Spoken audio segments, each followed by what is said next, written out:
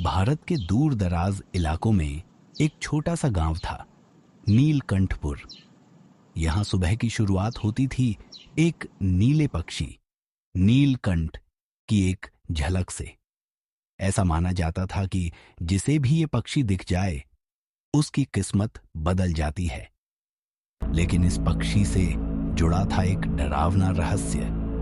अगर किसी ने इसे छूने की कोशिश की तो पूरा गांव तबाही के अंधेरे में डूब सकता था।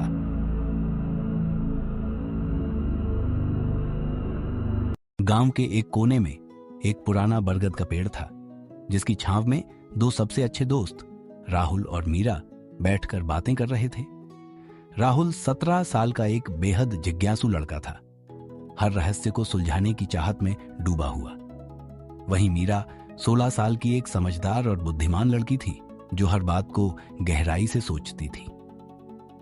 आज वे दोनों बात कर रहे थे नीलकंठ पक्षी के बारे में, उस रहस्यमयी पक्षी के बारे में जिसे गांव में बहुत कम लोगों ने देखा था।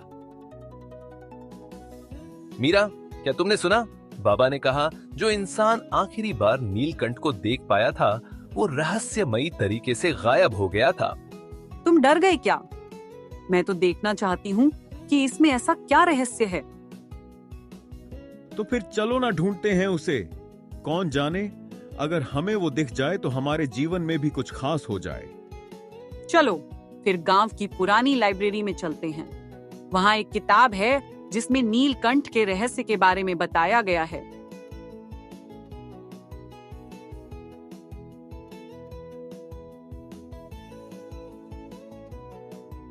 दोनों गांव की पुरानी लाइब्रेरी में जाते हैं, एक टूटी फूटी किताब निकालते हैं। इसमें लिखा है नीलकंठ कोई सामान्य पक्षी नहीं, ये एक रक्षक, एक रहस्य और एक द्वार है। द्वार? कौन सा द्वार? भविष्य और अतीत के बीच का। तो इस द्वार को ढूंढे कैसे? इसमें लिखा है कि ये द्वार गांव की पुरानी बावड़ी के पास है। चलो फिर आज रात जब सब सो जाएंगे तब हम उस द्वार को ढूंढने चलेंगे, पुरानी बावड़ी के पास। रात का समय राहुल और मीरा छिपते छिपते पुरानी बावड़ी के पास पहुंचते हैं उस द्वार को ढूंढने। हमें बहुत शांति से और बिना कोई आवाज के चलना होगा। किसी को भी इसके बारे में पता नहीं चलना चाहिए। बस हम पहुंचने वाले हैं बावड़ी के पास।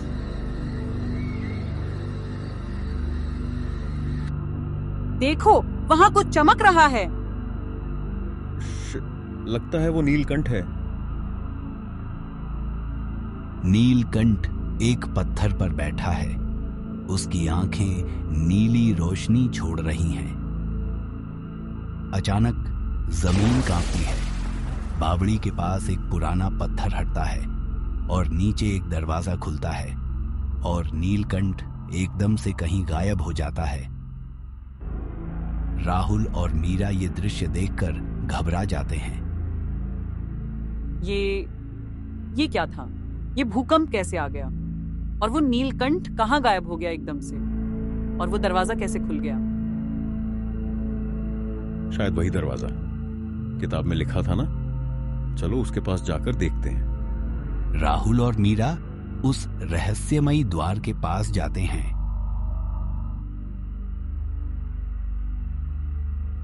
एकदम से बिजली कड़कती है, दरवाजा एक विशाल पेड़ में बदल जाता है। राहुल और मीरा आश्चर्यचकित हो जाते हैं। ये तो अजूबा हो गया। ये द्वार तो एक विशाल पेड़ में बदल गया। अब हम क्या करें? उस द्वार के पास कैसे जाएं? तभी उस विशाल पेड़ से गूंजती हुई आवाज आती है, तुम दोनों बच्चे दिल के साफ हो और तुम्हारे इरादे शुद्ध हैं, इसीलिए द्वार खुल रहा है। पर याद रखो, अंदर जो मिलेगा वो तुम्हारी परछाई भी बदल सकता है। ये बोलकर वो चमत्कारी विशाल पेड़ गायब हो जाता है और वह रहस्यमयी द्वार राहुल और मीरा के लिए खुल जाता है। चलो राहुल, इस द्वार के अंदर चलते हैं, नीलकंठ और इस द्वार के रहस्य का पता लगाते हैं। हाँ मीरा, चलो। वो दोनों फिर बहुत हिम्मत और साहस करके उस द्वार में जाते हैं।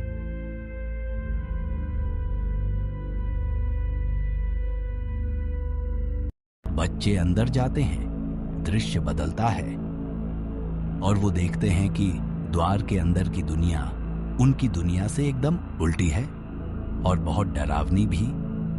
पूरा आकाश खूनी रंग से ढका हुआ है, पक्षी उल्टे उड़ रहे हैं। ये कोई अलग ही दुनिया थी।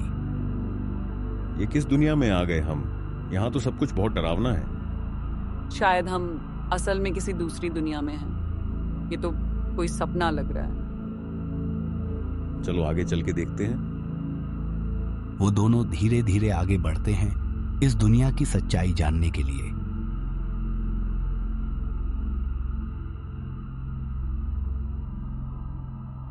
राहुल और मीरा को अपनी आंखों पर यकीन नहीं हो रहा कि ऐसी भी कोई दुनिया हो सकती है। वो दोनों धीरे धीरे आगे बढ़ते जा रहे हैं। फिर अचानक उन्हें एक आवाज आती है। क्या हुआ मीरा, तुम रुकी क्यों? राहुल, क्या तुम्हें वो आवाज सुनाई दी? कैसी आवाज मीरा? वो आवाज किसी बूढ़े इंसान के रोने की है। किसी बूढ़े आदमी के रोने की आवाज। राहुल ध्यान से सुनता है। हाँ मीरा, आवाज तो सुनाई दी, पर वो आ कहां से रही है?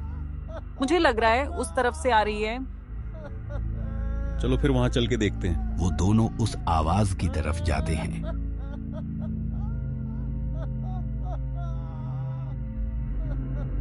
बच्चे देखते हैं कि एक बूढ़ा आदमी रो रहा है जो एक मंदिर की रखवाली कर रहा है। बच्चे उसके पास जाते हैं।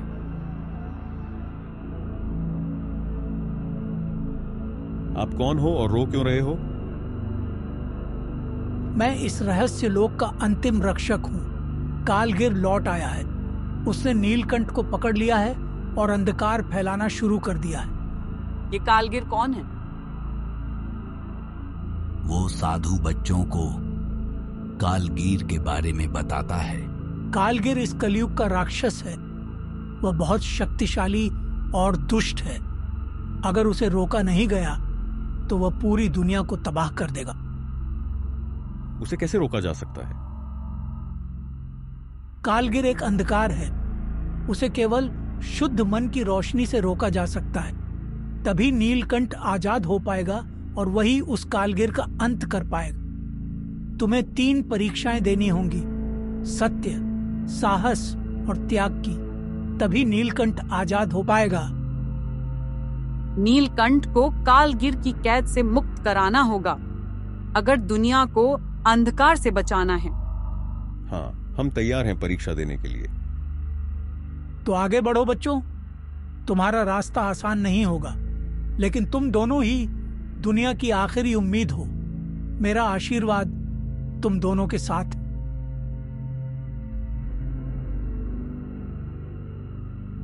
राहुल और मीरा परीक्षा देने के लिए आगे बढ़ते हैं।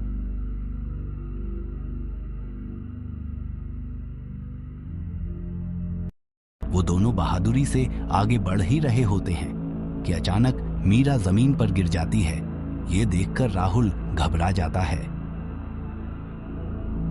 मीरा, क्या हुआ तुम्हें? होश में आओ मीरा। राहुल बहुत कोशिश करता है मीरा को उठाने की, पर कोई फायदा नहीं होता। ये सब कालगिर की माया थी। उनकी पहली परीक्षा थी, सच्चाई की परीक्षा। मीरा बहुत गहरी नींद में चली जाती है और उसे एक सपना आता है। मीरा देखती है कि उसका परिवार बहुत अमीर हो गया है। शहर में एक बड़ा घर है और सब बहुत खुश हैं। फिर एक आवाज गूंजती है। तुम चाहो तो सब कुछ पा सकती हो, पर तुम्हारा दोस्त इस दुनिया में अकेला रह जाएगा। मीरा ये सुनकर समझ जाती है कि ये एक परीक्षा का भाग है।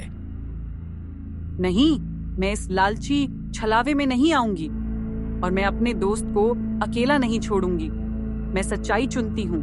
जैसे ही मीरा ये बोलती है, उसका सपना टूट जाता है और वो गहरी नींद से जाग जाती है। मीरा, तुम ठीक तो हो? तुम्हें क्या हो गया था? वो सब कुछ राहुल को बताती है। ये सब सुनकर राहुल आश्चर्यचकित हो जाता है। बहुत अच्छा मीरा, तुमने सच का साथ दिया। वो दोनों पहली परीक्षा में सफल हो जाते हैं, फिर साहस के साथ आगे बढ़ते हैं।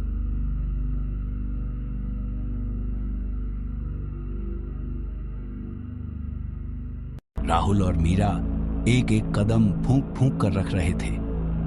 वो जानते थे कि कालीगर अपनी माया से कुछ भी कर सकता है।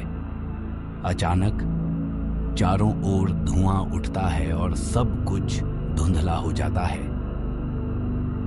राहुल, ये धुआं कैसा है? कुछ भी दिखाई नहीं दे रहा। तुम कहाँ हो?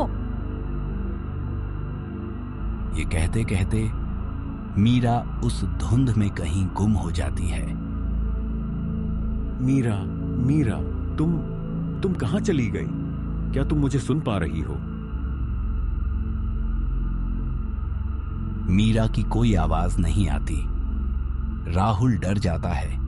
तभी अचानक उसे सामने से कोई आता हुआ दिखाई देता है। मीरा, क्या तुम हो? मीरा, क्या तुम हो? लेकिन वो मीरा नहीं होती। वो एक डरावनी आकृति होती है जो धीरे धीरे राहुल के सामने आती है। राहुल बेटा, ये मैं हूं। ये तो मेरे पापा की आवाज है। पापा, क्या ये आप हैं? हाँ राहुल, मैं ही हूं, तुम्हारा पापा। वो डरावनी आकृति दरअसल राहुल के मरे हुए पिता की शक्ल ले लेती है। राहुल दंग रह जाता है, डर भी जाता है और भावुक भी हो जाता है। ये नहीं हो सकता। आप तो मर चुके हैं, फिर आप वापस कैसे आ सकते हैं? हाँ बेटा, मैं मर चुका हूं, लेकिन मैं तेरे लिए आया हूं, तुझे बताने के लिए कि अब वापस लौट जा। तुम कालीगर को नहीं हरा सकते, तुम कुछ भी नहीं कर पाओगे। चला जा यहां से, तुम बहुत कमजोर और डरपोक लड़के हो। ये सुनते ही राहुल चौकन्ना हो जाता है और उसे समझ में आ जाता है कि ये भी कालीगर की एक और परीक्षा है, उसकी माया का हिस्सा। नहीं, मैं जानता हूं कि तुम मेरे पापा नहीं हो और मैं कमजोर नहीं हूं। मैं अपने डर से नहीं भागूंगा। राहुल की बात सुनते ही वो आकृति धुएं में बदल जाती है और धीरे धीरे गायब हो जाती है। रास्ता फिर से साफ हो जाता है और मीरा भी वापस उसके सामने आ जाती है। राहुल, क्या हुआ ये? तुम कहाँ गायब हो गए थे? मैंने तुम्हें बहुत आवाज दी। मीरा, वो मेरे पापा। क्या हुआ राहुल? बताओ ना, क्या देखा तुमने? फिर राहुल मीरा को पूरा किस्सा बताता है। बहुत बढ़िया राहुल, तुमने अपने डर पर काबू पाया और साहस से उस आकृति का सामना किया। अब उन दोनों ने साहस की परीक्षा भी पार कर ली थी और तभी उनके सामने एक रहस्यमयी द्वार खुलता है। ये द्वार कहां जाता है? पता नहीं, शायद ये द्वार ही हमें हमारी आखिरी परीक्षा के पास ले जाएगा और नीलकंठ से हमारी मुलाकात होगी। चलो मीरा, हम हार नहीं मानेंगे। हाँ राहुल, चलो। फिर दोनों उस द्वार में प्रवेश करते हैं अपनी तीसरी और आखिरी परीक्षा का सामना करने के लिए। उस द्वार के अंदर वो देखते हैं नीलकंठ एक पिंजरे में कैद है। हमें नीलकंठ को पिंजरे से मुक्त करना होगा। तभी एक आवाज गूंजती है। जो नीलकंठ को मुक्त करेगा उसे अपनी आजादी का त्याग करना पड़ेगा और वो खुद पिंजरे में कैद हो जाएगा। मैं अपनी आजादी का त्याग करूंगा और नीलकंठ को मुक्त करूंगा, क्योंकि नीलकंठ ही है जो इस दुनिया को कालीगर के अंधकार से बचा सकता है। राहुल आगे बढ़कर नीलकंठ को पिंजरे की कैद से आजाद करता है, लेकिन खुद पिंजरे में कैद हो जाता है। फिर अचानक एक बिजली कड़कती है और वो पिंजरा टूट जाता है। ये कैसे हो गया? मैं आजाद कैसे हो गया? तुमने अपनी आजादी त्याग कर अंतिम परीक्षा, त्याग की परीक्षा पार कर ली है। मीरा और राहुल समझ जाते हैं ये उनकी परीक्षा थी और वो दोनों नीलकंठ को नमस्कार करते हैं। तभी कालीगर प्रकट होता है। अंधकार की दुनिया में गूंजती है एक क्रोधित आवाज। नीलकंठ को किसने मुक्त किया वो सिर्फ मेरा है। अब मुझे अंधकार फैलाने से कोई नहीं रोक सकता। कालीगर, तुम एक दुष्ट राक्षस हो। मैं तुम्हें कभी भी जीतने नहीं दूंगी। और फिर शुरू होता है एक भयानक युद्ध। नीलकंठ और कालीगर आमने सामने। आकाश कांप उठता है। मीरा और राहुल दोनों हाथ जोड़कर मंत्र का जाप करते हैं। सत्यम शिवम सुंदरम, सत्यम शिवम सुंदरम, सत्यम शिवम सुंदरम। भीषण युद्ध के बाद सुंदरम। कालीगर चिल्लाता है, तड़पता है और अंत में राख बनकर उड़ जाता है। नीलकंठ विजयी होती है, प्रकाश की जीत होती है और अंधकार हमेशा के लिए समाप्त। दूसरी ओर गांव के लोगों को इन सभी रहस्यमयी घटनाओं के बारे में वह रक्षक बता देता है। सभी लोग बहुत आश्चर्यचकित हो जाते हैं। हम सब भगवान से बस यही प्रार्थना करते हैं कि राहुल, मीरा और नीलकंठ सही सलामत वापस आ जाए और कालीगर का अंत हो। तभी राहुल, मीरा और नीलकंठ उस द्वार से वापस आते हैं। नीलकंठ की विजय हुई और कालीगर का अंत हो गया। प्रकाश ने अंधकार को खत्म कर दिया। नीलकंठ की रोशनी ने कालीगर का नाश कर दिया। नीलकंठ की जय। नीलकंठ की जय हो। नीलकंठ की जय हो। नीलकंठ की जय। नीलकंठ की जय हो। नीलकंठ की जय हो। हर इंसान के अंदर एक नीलकंठ होता है, एक पक्षी जो सही का रास्ता दिखाता है। हमें बस जरूरत है सच्चाई, साहस और त्याग की। सभी लोग उनके लिए तालियां बजाते हैं और नीलकंठ कहीं उड़कर गायब हो जाता है। उस दिन से गांव में सभी लोग नीलकंठ की पूजा करने लगते हैं और गांव में चारों तरफ खुशहाली वापस आ जाती है। कहानी पसंद आई हो तो लाइक, शेयर और सब्सक्राइब जरूर करें। मिलते हैं अगली आबरा का डाबरा कहानी में।